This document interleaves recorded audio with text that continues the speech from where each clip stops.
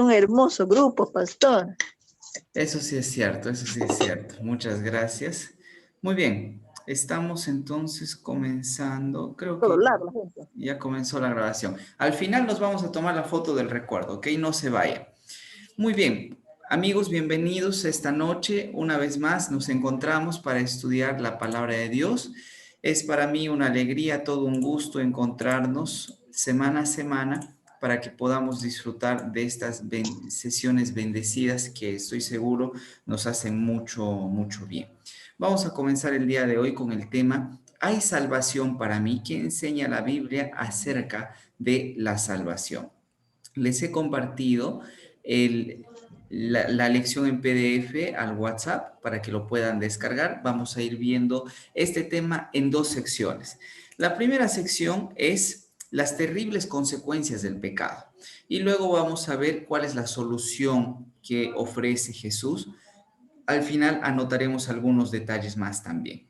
Muy bien, la pregunta número 1 dice, ¿cuál es la consecuencia final del pecado?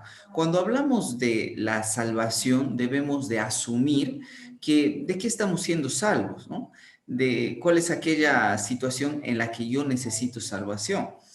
Y cuando nosotros analizamos la Biblia, vamos a notar que la Biblia nos muestra que todos los seres humanos estamos contaminados del pecado. Y el pecado no solamente es algo que se da a nivel espiritual, el pecado es algo muy real, muy medible en nuestra actualidad, porque se materializa. ¿Cómo se materializa? A través de las actitudes, a través de los actos vandálicos, de actos de homicidios, de actos que no tienen nombre ni corazón. Ahí nosotros vemos cuáles son ahí nosotros vemos materializado el pecado. Pero la Biblia nos da una descripción muy interesante acerca de las consecuencias, la consecuencia final del pecado es nuestra primera pregunta. Y vamos a encontrar la respuesta en Romanos el capítulo 5, el versículo 12. A ver, voy a pedir aquí que por favor pueda ayudarnos a leer. No sé si Nacer puedes ayudarnos a leer el versículo que está aquí en pantalla de Romanos 5:12. Ya, pastor. Buenas noches. Buenas Buenas noches. noches, Dice, pastor. por tanto, como el pecado entró en el mundo por un hombre, y por el pecado la muerte, así la muerte pasó a, a todos los hombres por cuanto todos pecaron. Muy bien, muchas gracias, Nacer. Romanos Ya. 5:12, Pablo da una descripción del pecado. Dice, por cuanto el pecado entró en el mundo por un hombre. ¿Quién fue este hombre? Claramente Adán, porque él fue uno de los primeros en cometer pecado. Y por el pecado la muerte, así la muerte pasó a todos los hombres por cuanto todos pecaron. Pablo habla de una relación lógica aquí. Si el pecado entró al mundo por un hombre, que fue Adán, y por causa de ese pecado también ingresó la muerte, pues la muerte pasó a todos los seres humanos por cuanto todos pecaron. Ustedes sabían que cuando hablamos de temas científicos, los científicos dicen que hay una ley que es inmutable dentro del universo, dentro del mundo físico. Y esta ley es que todas las cosas tienden a la entropía, dicen ellos. Así lo llaman, la segunda ley de la termodinámica. Todas las cosas tienden a la entropía. ¿Qué es la entropía? Es la muerte, es el desorden, es el caos.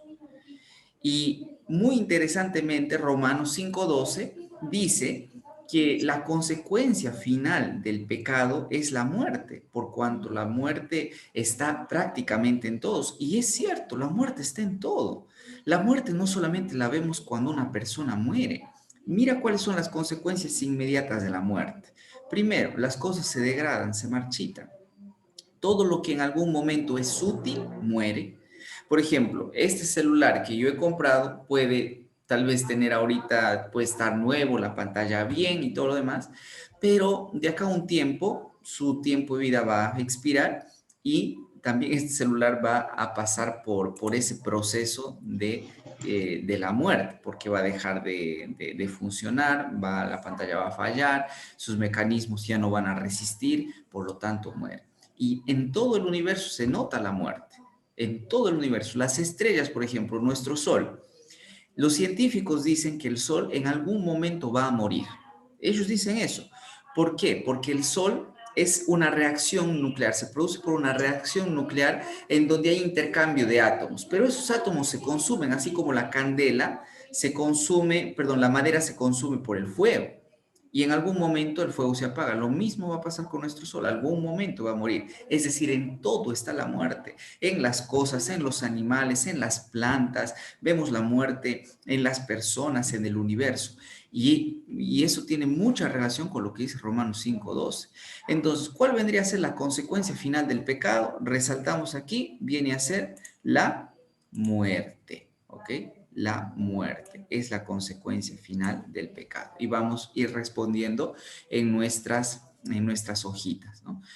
La consecuencia final del pecado vendría a ser la muerte. Vamos a pasar a la segunda pregunta. ¿Puede el hombre resolver el problema del pecado? ¿Podemos nosotros como seres humanos resolver este problema? Jeremías, el capítulo 2, el versículo 22, ¿qué dice? Voy a pedirle por aquí que nos ayude a leer nuestra querida amiga Flor. Ayúdanos, por favor, a leer, Flor, este segundo versículo que también lo tienes ahí en la pantalla, la parte de las palabritas en negro.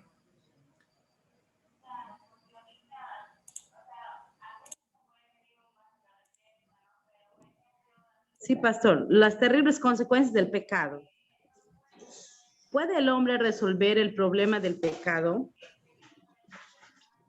Aunque te laves con lejía y amontones jabón sobre ti, la mancha de tu pecado permanecerá aún delante de mí, dijo Jehová el Señor. Ok, muchas gracias, Flor. Miren, lo que nosotros vemos aquí es justamente esto. Dice, ¿puede el hombre resolver el problema del pecado? No puede, porque Dios le hace una descripción metafórica al profeta Jeremías en relación al pecado que había cometido Israel. Y Dios le dice a Israel, aunque tú te laves con lejía, aunque amontones jabón sobre tu cabeza, la mancha de tu pecado permanecerá aún delante de mí, dijo Jehová el Señor. Es que el pecado no es algo que se lleva sobre la piel, no es algo que te mancha de manera física. El pecado es algo que se lleva adentro en el corazón y te mancha de manera interna.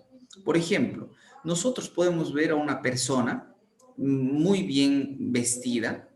Puedo ver a una dama muy bien vestida, muy guapa, muy arreglada, por fuera su aspecto es hermoso, un hombre bien vestido, pulcro, los zapatos bien lustrados, por fuera todo bien. Al parecer, mi vista me dice que todo va bien con esta persona, pero puede ser que este hombre, que aparentemente por afuera es muy, muy elegante, muy, muy pulcro, por dentro su vida sea una desgracia y vamos a suponer que le sea infiel a su esposa. Eso por un lado. Y vamos a suponer que esta dama, que es muy guapa, muy bien vestida y todo lo demás, por dentro tiene un corazón lleno de odio, lleno de maldad. Y va esparciendo en la vida odio, va esparciendo maldad, rencor, envidias. Entonces, por más que la persona pueda lavarse 1000 veces, lo que está aquí en el corazón no cambia. Lo que está aquí en el corazón difícilmente se va a transformar. Por eso Dios dijo, ¿no?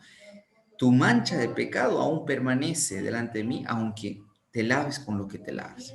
Entonces, ¿puede el hombre resolver el problema del pecado? No puede. El ser humano por sí solo no puede resolver este problema, que es un problema crítico. Y aquí vamos a... Oh, acá se me fue esta parte, discúlpeme. ¿Puede el hombre resolver el problema del pecado? Aquí sería no puede resolver el problema del pecado. En el PDF, ¿qué dice? En el PDF dice... dice...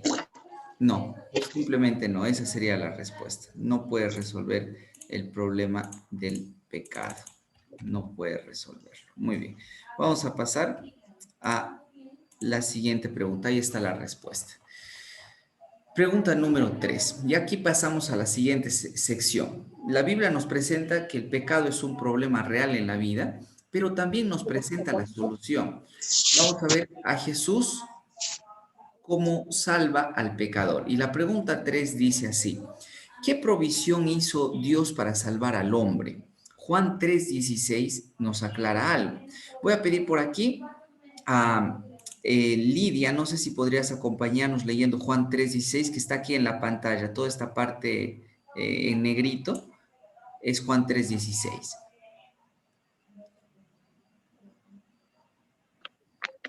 Buenas noches, a ver. Porque de tal manera amó Dios al mundo que ha dado su Hijo unigénito para que todo aquel que en él cree no se pierda, mas tenga vida eterna. Muy bien, gracias, Lidia.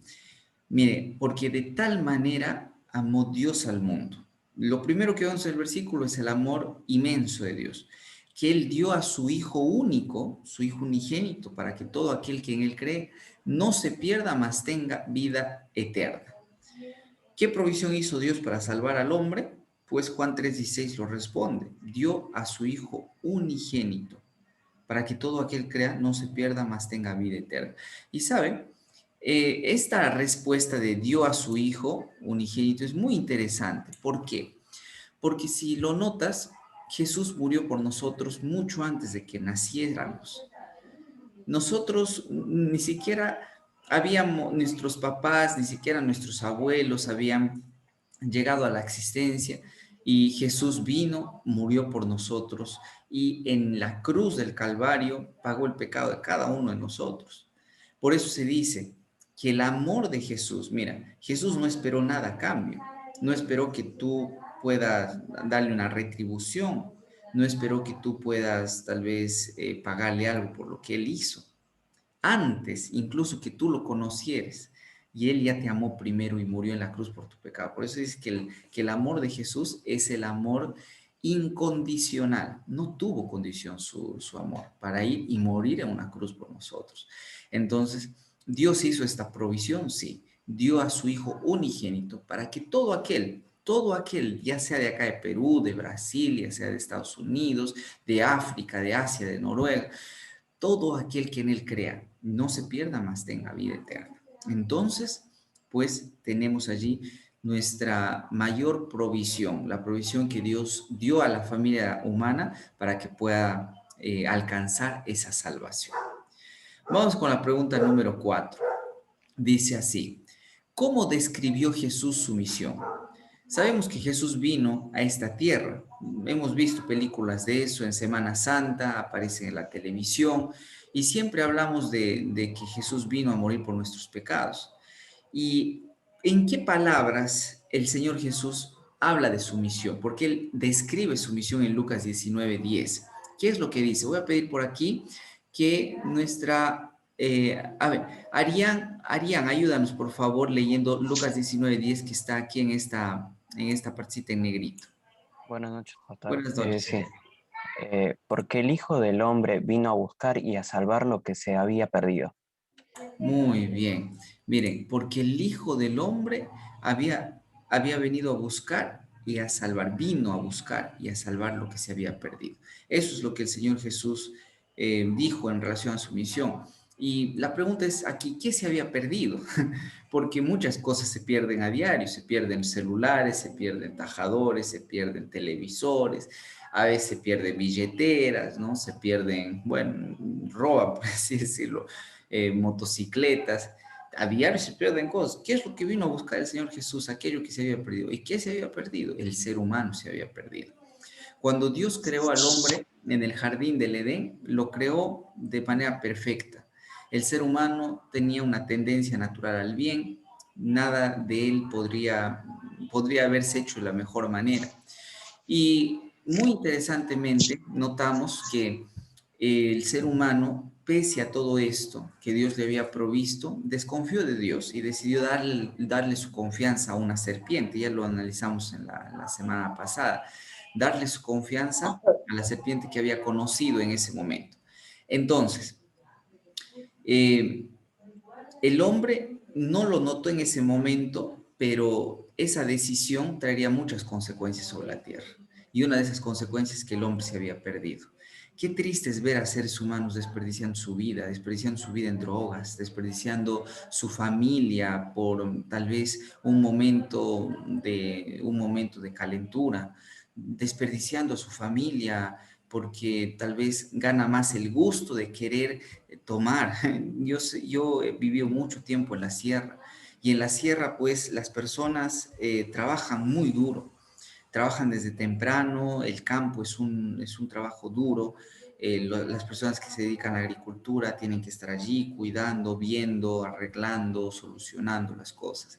Y yo he visto muchos hombres honestos, sinceros de corazón, que van a trabajar desde las 7 de la mañana, terminan 7 de la noche, y todo lo que ganaron en el día se van y lo toman.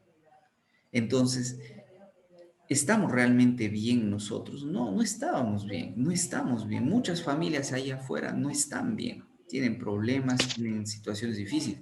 Entonces, el Señor Jesús, cuando dijo que vino a buscar y a salvar lo que se había perdido, es a salvar al ser humano, a buscar al hombre aquí en su renegado planeta, donde todo era pecado, donde todo es odio, donde todo es envidia. Él vino, se encarnó y vino para que nos ofrezca la oportunidad de salvación en Cristo Jesús. Un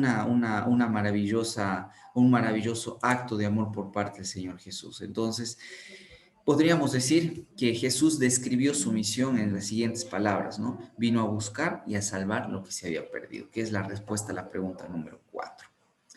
Vamos para la pregunta número 5 y dice así: ¿cometió Jesús algún pecado? Es interesante saberlo porque si Jesús vino a esta tierra y vino a morir por nosotros y Él es la solución, pues lo más lógico sería que Él no esté enfermo con el problema del pecado. Te lo voy a poner de la siguiente manera, mira. Cuando tú vas al médico, el médico, acudes al médico para que Él te pueda sanar, ¿cierto? Entonces, cuando tú vas, le explicas todo lo que te pasa y el médico tiene la solución para eso que te está sucediendo, ¿ok? Pero ¿qué pasaría si el médico estaría mal? ¿Estaría en el estado para que pueda salvar también, para que te pueda ayudar? No, probablemente estaría decaído, estaría mal, estaría tal vez con tos, con fiebre, y él mismo no podría ejercer su función porque también está mal. Tendría que pedir licencia hasta que se recupere. Lo mismo pasó con Jesús. Si Jesús vino y es la solución al problema del pecado, tenemos que preguntarnos, ¿pero él está también contaminado con ese problema del pecado? Vamos a ver Hebreos, el capítulo 4, el versículo 15. Y voy a pedir aquí que, Milagros, buenas noches. ¿Puedes ayudarnos leyendo la parte negrita que está aquí en las diapositivas de Hebreos 4:15? Sí, pastor, buenas noches. Buenas noches.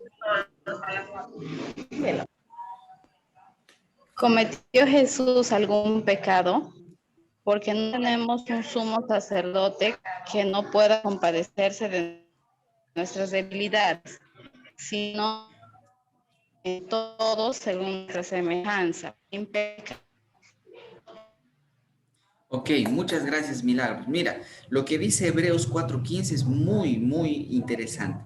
Dice, nosotros tenemos a un sacerdote en el pasado era alguien que ministraba, era alguien que estaba en el templo, tipo un pastor, ¿no? Y Pablo aplica la figura de un sacerdote a Jesús, habla de Jesús como un sumo sacerdote, como el máximo sacerdote, por eso habla de sumo sacerdote, el máximo sacerdote. Él dice, nosotros no tenemos un sumo sacerdote que no pueda compadecerse de nuestras debilidades, es decir, no tenemos a un Salvador que no sea afín a nuestras debilidades, claro que sí, sino dice a uno que fue tentado en todo según nuestra semejanza, pero sin pecado. Muy, muy interesante esto. ¿Por qué? Porque el Señor Jesús, dice el texto bíblico, fue tentado en todo, pero no tuvo pecado. Y tú te preguntarás, ¿cuáles fueron los pecados de Jesús, pastor? ¿Fueron los pecados de Jesús tal vez la glotonería? No. ¿Fue el pecado de Jesús tal vez la tentación por algún vicio? Tampoco. ¿Fue tal vez el pecado de Jesús el adulterio? Mucho menos. Entonces, pastor, ¿cómo podemos decir que Jesús fue tentado en todo según nuestras debilidades, porque es nuestra debilidad el pecado, pero no tuvo pecado, porque Jesús era Dios. Y Dios no tenía los mismos, no tenía los mismos atributos que nosotros, no tiene los mismos atributos ni las mismas limitaciones que nosotros. Por lo tanto, sus pecados estaban en otro nivel. Te voy a explicar cuáles fueron los pecados cuáles fueron los posibles pecados que él podría haber cometido en el nivel humano. Jesús era Dios. ¿Te acuerdas cuando él estaba 40 días en el desierto? ¿Qué tuvo Jesús cuando estaba allí 40 días en el desierto ayunando? Tuvo hambre. ¿Y él tiene el poder para hacer un pan con el poder de su boca? Sí, fácilmente el Señor Jesús hubiese dicho, mira, hágase un pan y hágase un jugo de papaya con su leche y su algarrobina con su miel. Jesús pudo haber dicho eso cuando está en el desierto, sí, y el pan y el jugo de papaya con su leche y su algarrobina y su miel se hubiesen materializado de la nada, porque Dios es Dios. Dios no necesita hacerse un jugo de papaya. Él puede decir, hágase y listo, se hizo. Y cuando él estuvo en el desierto, él estuvo también en esa tentación. Él fue tentado por Satanás. Por eso le dijo Satanás muy sutilmente, si eres el Hijo de Dios, haz que esta piedra se convierta en pan. ¿No te acuerdas? Pues el pecado, la tentación de Jesús estaba en otro nivel, porque él tuvo la tentación a poder materializar las cosas o a usar su poder en su favor, cuando él había venido a vivir en esta tierra como un ser humano. Por lo tanto, él no podía utilizar su poder para que pueda alimentarse a sí mismo para su propio beneficio. Ahora, notas un poquito cuál es el pecado, bueno, la tentación en la que nuestro Señor Jesús fue tentado. Obviamente no es lo mismo que nosotros, porque nosotros, los pecados usualmente son, por ejemplo, mentir. En nuestra naturaleza, a veces la mentira está muy arraigada, ¿no? Para no quedar mal, ¡pum!, mentimos. Y no nos dimos cuenta, ni siquiera nos dimos cuenta de la mentira, pero lo hicimos. En el caso del Señor Jesús, ¿okay? Él pudo haber materializado algo sin la necesidad de pedirlo y se hubiese hecho. Por lo tanto, cuando Pablo habla de que Jesús vino a este mundo y sufrió nuestras debilidades, habla justamente de que él pasó por por ese mismo deseo de hacer cosas que no estaban permitidas en su momento para su propio beneficio, como utilizar su poder. Y en otro momento analizaremos más a profundidad ese interesante tema, ¿no? Pero lo que dice acá Pablo en relación a que dice, él es afín a nuestras debilidades, quiere decir que él nos entiende, él entiende por lo que por lo que nosotros pasamos, pero no tiene pecado. Entonces, respondemos la pregunta 5. ¿Cometió Jesús algún pecado? No, no cometió ningún pecado. Vamos a la siguiente pregunta. Pregunta 6. ¿Cómo pagó Jesús la deuda del hombre? Muy bien, si él no tuvo pecado, ¿cuál fue el proceso por el cual me hizo salvo a mí? Porque él dice en su misión, yo vine a buscar y salvar lo que se había perdido. ¿Cómo fue ese proceso? ¿En base a qué el Señor Jesús pagó la deuda que el ser humano tenía con la muerte? Porque somos condenados a la muerte para siempre. Pero el Señor Jesús nos ofrece vida eterna. Entonces, ¿qué transacción se hizo por la cual nosotros podemos decir que Jesús pagó por nuestro pecado? Isaías 53, 3 al 7. Voy a pedir por aquí a nuestra hermana Sadit que pueda ayudarnos a leer Isaías 53, 3 al 7, que está aquí en la parte negrita, hermana Sadit.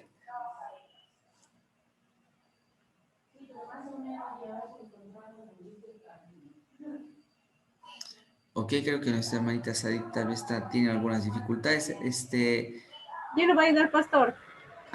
Por favor, Esperanza, ayúdanos. ¿Cómo pagó Jesús la deuda del hombre? Isaías 53, 3, 7. Despreciado y desechado entre los hombres, varón de dolores, experimentado en quebranto, y como que escondimos de él el rostro. Fue menospreciado y no lo estimamos. Ciertamente llevó él nuestras enfermedades y sufrió nuestros dolores. Y nosotros le tuvimos por azotado, por herido de Dios y abatido. Ahí continúa, por favor. Mas él herido fue por nuestras rebeliones, molido por nuestros pecados. El castigo de nuestra paz fue sobre él, y por su llaga fuimos nosotros curados. Todos nosotros nos descarriamos como ovejas, cada cual se apartó por su camino, mas Jehová cargó en él el pecado de todos nosotros. Angustiado él y afligido, no abrió su boca. Como cordero fue llevado al matadero, y como oveja delante de sus trasquiladores, enmudeció y no abrió su boca. Gracias, Esperanza. Miren, Isaías 53, 3 al 7, es una descripción que el profeta Isaías hace de lo que Jesús pasó estando en esta tierra. Algunos detalles de su muerte. Él dice que fue despreciado, el Mesías, es decir, Jesús fue despreciado, fue desechado entre los hombres. Fue un varón de dolores. ¿Qué vida para más triste? Fue un varón de dolores, dice. Fue experimentado en quebranto. Y como que escondimos de él el rostro. Como que escondimos de él el rostro, fue menospreciado y no lo estimamos. Ciertamente llevó él nuestras enfermedades. Mira la descripción de Isaías. Él llevó nuestras enfermedades, él sufrió nuestros dolores y nosotros lo tuvimos por azotado, por herido de Dios y abatido. Pero él fue herido por nuestras rebeliones. Aquí te dice que él está pagando la consecuencia del pecado. Él fue herido por nuestras rebeliones, fue molido por nuestros pecados. El castigo de nuestra paz fue sobre él y por su llaga fuimos nosotros curados. Todos nosotros nos descarriamos como ovejas, dice Isaías. Cada cual se apartó por su camino, mas Jehová cargó en él el pecado de todos nosotros. Angustiado y afligido no abrió su boca. Como cordero fue llevado al matadero y como oveja delante de sus trasquiladores se enmudeció y no abrió su boca. Una descripción de lo que Jesús pasó en sus últimas horas, cuando vino a este mundo y tuvo que morir por nuestros pecados. Eso es lo que nosotros debíamos de pagar, porque nosotros hemos decidido de alguna u otra forma cometer pecado. Nosotros decidimos llevar adelante una vida de rebelión lejos de Dios, pero Él vino y eso que nosotros debíamos de sufrir, y eso que Adán y Eva debían de sufrir cuando cometieron pecado, y la muerte que les tocaba debía ser terminante, como para que ellos no tuviesen ni siquiera oportunidad de desarrollarse ni desarrollar otras generaciones, pues no pasó gracias al inmenso amor de Dios, porque el Señor Jesús vino, murió por nosotros y de esa manera ofrece una nueva oportunidad al pecador de volver a Dios. Entonces, ¿cómo pagó el Señor Jesús la deuda del pecado? O la deuda que tenía el hombre con la muerte, con su muerte en la cruz. Jesús sufrió la muerte que nosotros debíamos de sufrir con su muerte en la cruz. Muy bien, pasemos a otra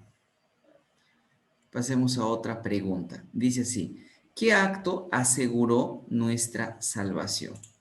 Muy bien, ¿qué acto aseguró nuestra salvación? 1 Corintios 15, 20 al 22. ¿Qué nos dice? A ver, por aquí, hermana Sadita, ayúdanos, por favor, con el versículo que está en pantalla.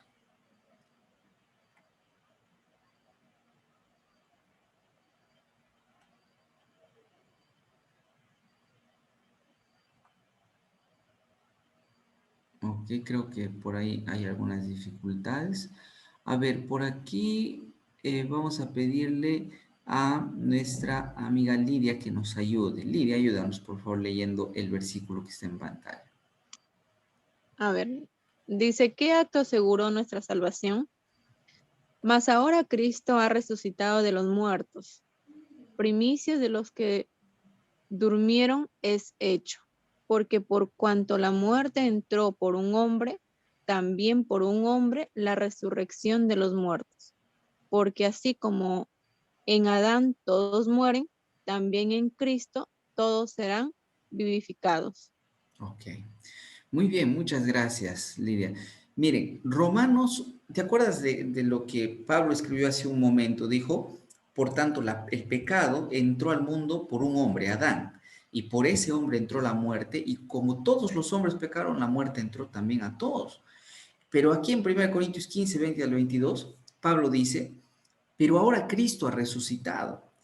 Y dice, además, porque así como en Adán todos mueren, aquí al final, mira, porque así como en Adán todos mueren, porque él fue el primero en cometer pecado, también en Cristo todos serán vivificados. ¿Y por qué van a ser vivificados? Porque inicia diciendo, Cristo ha resucitado de los muertos.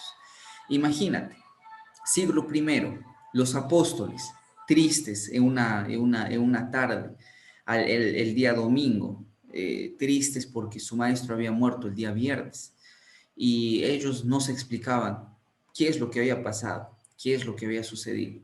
Cuando de pronto, en medio de ellos, sin limitación alguna, aparece Jesús y les dice, he resucitado. No era un fantasma, solamente que Jesús, cuando ya resucitó de los muertos, él no estaba limitado por la materia.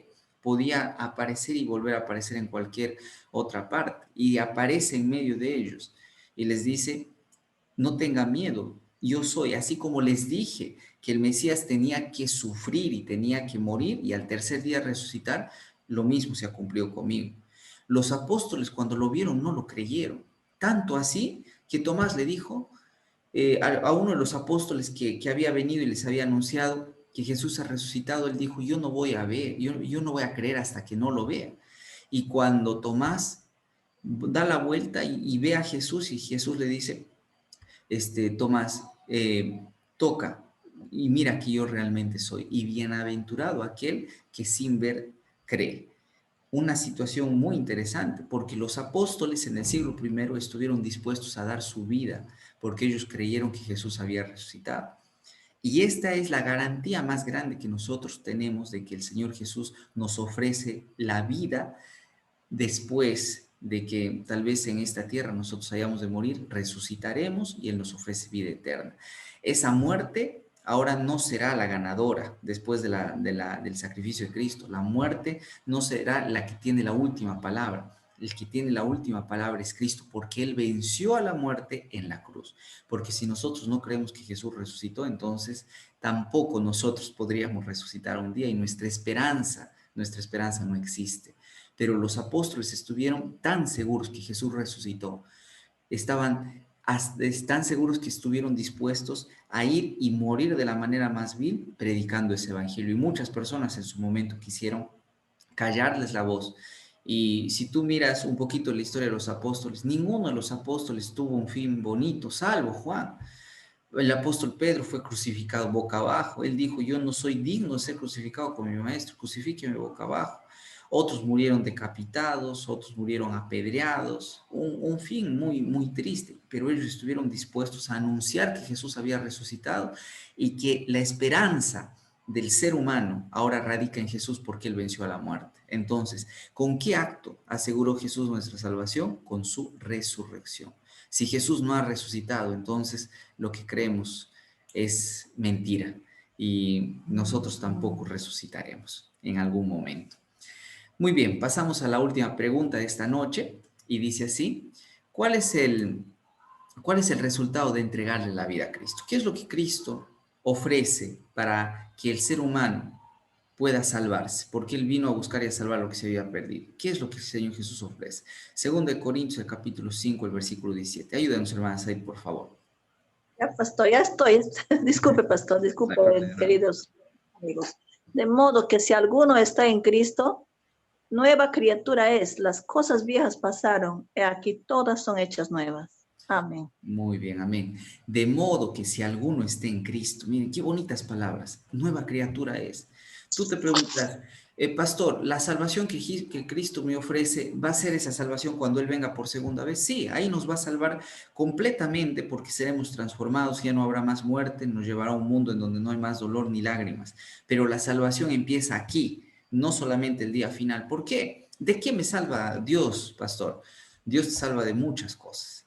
Primero te salva de que pierdas a tu familia. Si es que yo he visto familias que se desmoronan por causa de que uno u otro a veces pueden tener rencor, pueden tener odio, o uno de la pareja matrimonial, ¿no? Tiene rencor, tiene odio, o tal vez la esposa ya está harta del esposo porque toma mucho. He visto familias separarse por eso. He visto familias separarse por infidelidad. He visto familias separarse por temas de dinero, porque ya no aguanta más las deudas. Y esos problemas generan mucho, vamos a decir, así, mucha herida en la relación, al punto de que dicen, yo ya no voy más contigo. He visto familias separarse por temas de drogas, drogadicción, por temas de adulterio, porque no pueden controlarse. Entonces, uno se dice, ¿es lógico la salvación? Claro que es lógico, pero la salvación empieza acá. Yo vi eso con mis propios ojos, porque ¿sabes qué? Hubo un hermano cuando yo estaba en Cusco, un hermano me contó su testimonio. Él me dice, pastor, usted no sabría quién he sido yo en realidad. Si usted me ve ahorita, usted cree que yo he sido así siempre. Yo no era así siempre. Yo, pastor, era un alcohólico. Era un alcohólico sacramentado. A mí nadie me podía mover de ser alcohólico. Y resulta que cuando las personas a mí me invitaban a ir a la iglesia, yo iba. Viernes en la tarde iba, perdón, en la noche iba, sábado en la mañana, sábado en la tarde iba. Y cuando terminaba el sermón en la mañana o cuando terminaba el sermón en la tarde, yo me iba a la cantina a tomar. Esa era mi vida. Me iba a la cantina a tomar, después nuevamente me invitaban a la iglesia, nuevamente me iba a la cantina a tomar. Y lo bueno es que tomara poco. Yo tomaba hasta emborracharme, hasta caerme. Y de pronto cuando estaba allí en el suelo, yo me levantaba y decía, tengo que ir a casa. Y yo me iba, me regresaba y siempre regresaba a casa. Y él cuenta que un día su esposa, él vivía con su esposa y su hija. Él cuenta que fue a la iglesia en la mañana, luego fue a la iglesia en la tarde. Su esposa y su hija no querían ir a la iglesia porque obviamente lo veían ahí a él ir a la iglesia en la mañana y luego en la tarde ir a emborracharse. No había mucha coherencia en esa vida. Por lo tanto, la esposa tampoco le creía, ¿no? Creía que era un pasatiempo, que era cualquier cosa menos una transformación real. Entonces resulta que él ese día fue a la iglesia en la mañana, en la tarde, y cuando vino por la tarde a su casa a saludar a su esposa, a saludar a su hija, resulta que la esposa se había ido y le había dicho, mira, yo ya no te aguanto más, eres un alcohólico y me voy. Y él empezó a llorar y él me decía, ese día yo tuve tantas ganas de ir a tomar que no lo pensé dos veces, pastor, me salí y me fui. Me fui y tomé como nunca en mi vida he tomado. Me emborraché esa noche, 2, 3 de la mañana. Como nunca. Y tuve que venir a mi casa. Ahora, vente a tu casa en Cusco a las 3 de la mañana. Es un frío tremendo, abrumador. Por más que te abres con lo que quieras. Y él me dice que trató de llegar a la casa y él vivía en una zona que se llamaba Las Ñustas. Y él tenía que subir bastantes gradas porque ahí tienes que subir gradas para llegar hasta la casa donde él estaba. Y resulta que él dice que empezó a subir, pero el sueño le ganaba, hasta que de pronto se quedó dormido. En media grada se quedó dormido. Amaneció las 6 de la mañana, 7 de la mañana. Él se despertó, su mano le dolía, su brazo le dolía por el frío de la madrugada. Y él empezó a llorar y dijo, Señor, nunca más quiero volver a tomar. Toda mi vida tomando, vida a medias, haciendo esto, haciendo el otro, pero nunca entregando mi corazón completamente. Por favor, ayúdame, que ya no quiero seguir así. Y él se levantó, se secó las lágrimas y volvió a su vida. Y él me contaba, me decía, pastor, desde ese día nunca más volví a tomar una sola gota hasta el día de hoy. Y él vende helados en Cusco, en el frío, ahí le va muy bien. Entonces, tú te preguntarás, ¿el ser humano necesita salvación? Claro que necesita salvación. Necesitamos salvación de nuestros hábitos perniciosos, salvación de nuestros hábitos que a veces lastiman a otros, de nuestra forma de tratar. Necesitamos salvación y el Señor Jesús nos la ofrece. Pero hay una condición y esa condición es entregarle la vida a Cristo. Y Él dice, aquí yo estoy a la puerta y llamo. Si alguno oye mi voz y abre la puerta, yo entraré a Él y cenaré con Él y Él cenará conmigo. Y el Señor Jesús nos ofrece ello. Y cuando el Señor Jesús entra en el corazón, todo es nuevo. Y es lo que 2 Corintios 5:17 refiere. Si alguno está en Cristo, nueva criatura es. Este hombre nació nuevamente. Era una persona distinta. Su esposa que lo veía, me dice, él no lo creía. No lo creía. ¿A qué centro de rehabilitación ha sido? Le preguntaba. Y él decía, no hay ningún centro de rehabilitación, yo me entregué a Cristo verdaderamente y Él hizo esto en mí. Y así como esta historia encontrarás muchas a lo largo de tu vida en relación al tema de cómo Dios puede transformar la vida del ser humano. Y dice acá, ¿qué acto hace? Uy, no, se me fue la pregunta ahí. Sería, ¿cuál es el resultado de entregarle la vida a Cristo? El resultado es que Dios nos transforma en nuevas criaturas. El Señor nos hace nuevas criaturas. Muy bien, vamos a algunas sugerencias para aceptar a Cristo. ¿Cuáles son algunas sugerencias que yo puedo hacer después de estudiar esta lección para aceptar a Cristo en mi vida? Primera, creer en Jesús. Si tú no crees en Jesús, no hay forma de que puedas avanzar en este camino de vida cristiana. ¿Qué es lo que nos dice Hechos, el capítulo 16, el versículo 23? Permíteme leerlo. Dice, perdón, 16:30, dice así. Y sacándolos les dijo, señores, ¿qué debo hacer para ser salvo? Está hablando acá de un centurión en aquella época que quedaba a la guardia de las cárceles, un romano que se transformó por el testimonio de los apóstoles. Y él les dijo, señores, ¿qué debo de hacer para ser salvo? Ellos le dijeron, cree en el Señor Jesucristo y serás salvo tú y tu casa. Mira, la salvación empieza en este día y hoy puedes empezar un camino con Cristo si tú decides creer en Él. Por lo tanto, ¿qué debo hacer para aceptar a Jesús? Primero, creer en Él. Yo quiero creer en Jesús. ¿Tú quieres creer en Jesús? Espero que así sea. La segunda sugerencia, aceptarlo como único Salvador. Hechos, el capítulo 4, el versículo 12, dice así. Y en ningún otro hay salvación, porque no hay otro nombre bajo el cielo dado a los hombres en que podamos ser salvos. La salvación, querido amigo y amiga, no está en un ser humano. La salvación no está en una persona. La salvación no está en alguien conocido aquí en este mundo. La única salvación está en Jesús. Jesús es el que te ofrece una salvación que puede satisfacer los deseos más profundos de tu corazón y darte verdadera felicidad y amor en esta tierra. Por lo tanto, yo deseo aceptarlo como mi único Salvador y es una decisión que se toma día a día.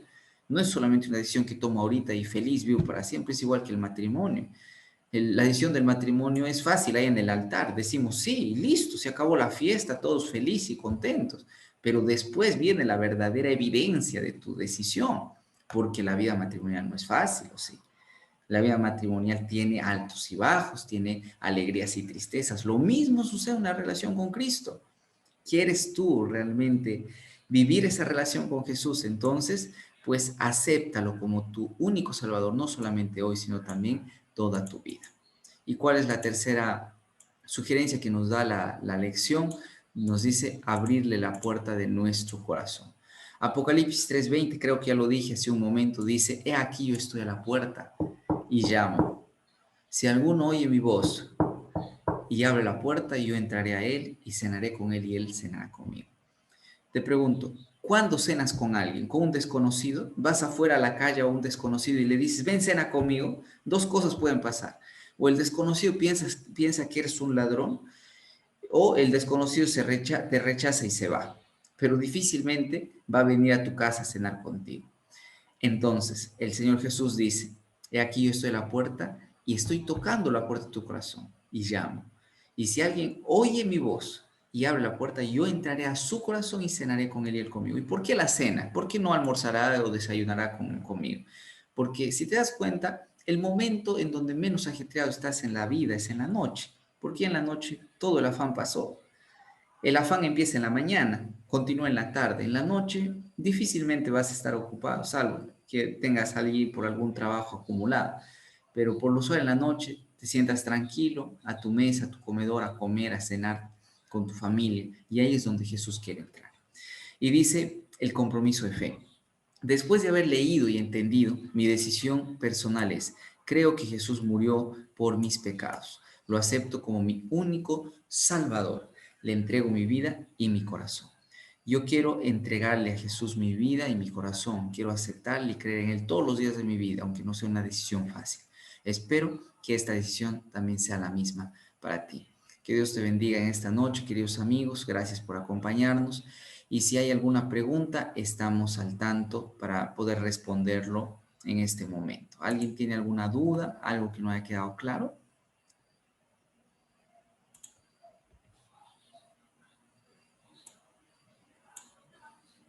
Muy bien. Creo que ha quedado claro, ¿no? Si no hay duda ni preguntas, vamos a avanzar con nuestra